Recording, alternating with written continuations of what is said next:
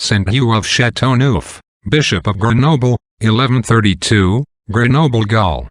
It was the happiness of the saint to receive from his cradle the strongest impressions of piety by the example and care of his illustrious and holy parents. He was born at Chateau Neuf, in the territory of Valence and Dauphiné, in 1053. His father, Odilo, who served his country in an honorable post in the army, labored by all the means in his power to make his soldiers faithful servants of their Creator, and by severe punishments to restrain vice. By the advice of his son, Saint Hugh, he afterwards became a Carthusian monk, and died at the age of 100, having received extreme unction and viaticum from the hands of his son.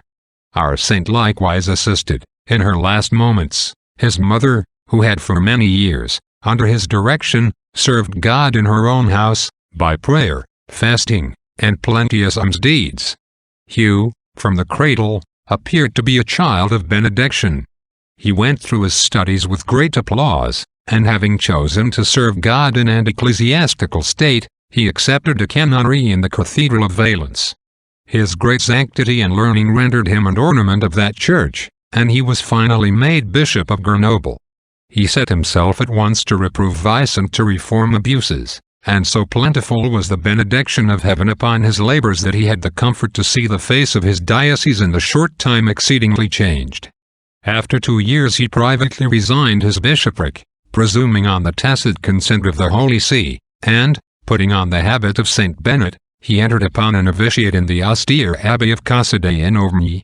There he lived a year, a perfect model of all virtues to the house of saints, till Pope Gregory VII commanded him, in virtue of holy obedience, to resume his pastoral charge.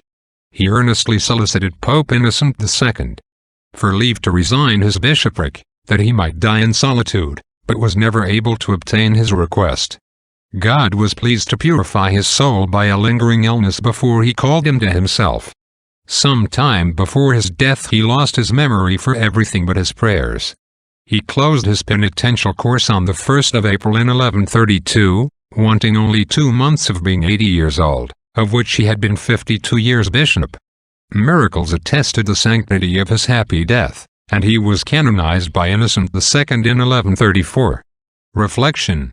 Let us learn from the example of the saints, to shun the tumult of the world as much as our circumstances will allow, and give ourselves up to the exercises of holy solitude, prayer, and pious reading.